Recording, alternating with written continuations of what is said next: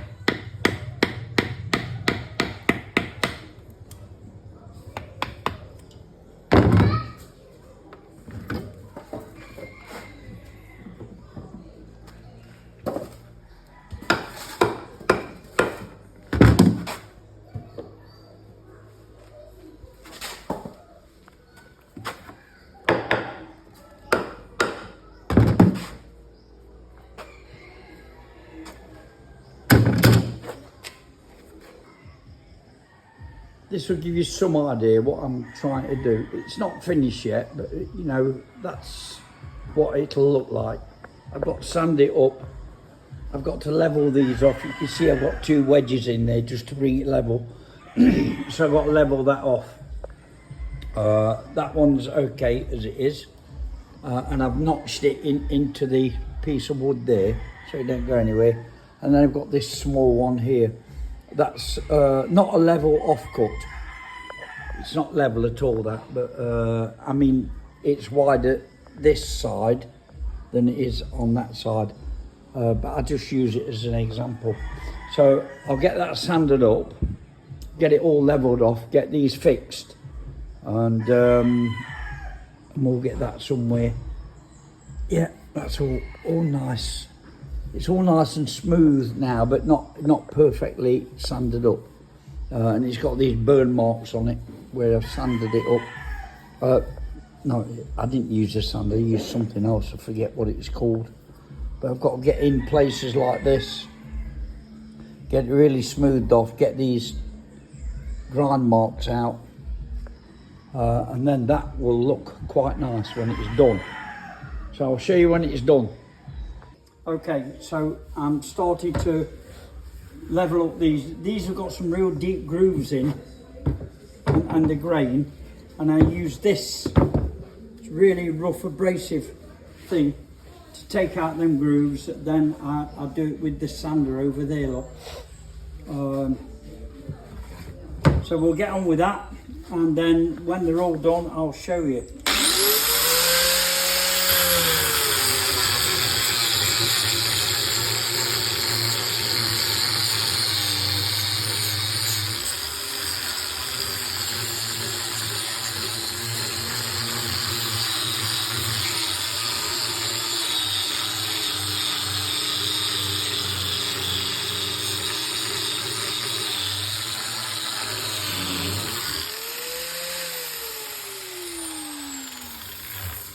Okay, that's took out the real deep grooves. Now, with the sander, just smooth it off and get these burn marks off.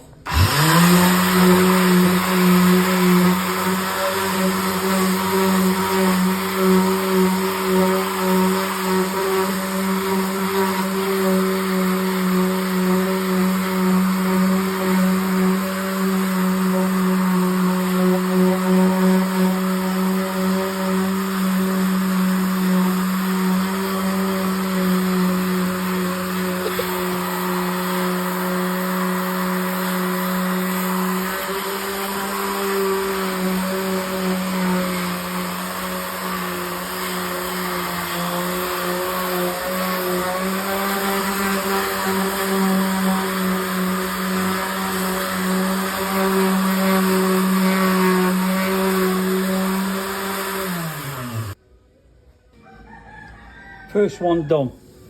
Smooth as a baby's bum. All them ruts are out. Yeah, it's quite nice, that is. Be beautiful when that's stained and varnished. I might not stain it, might just leave it as it is. But that's the top one there for there. So 2 more to go, and then I'll assemble it and get it varnished up. Number 2. 1 to go. That's this one.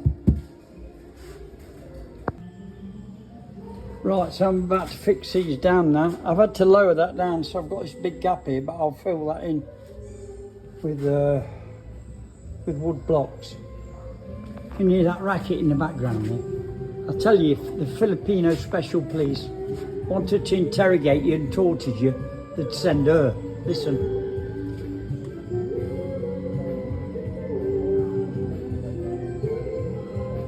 Don't give up your day job.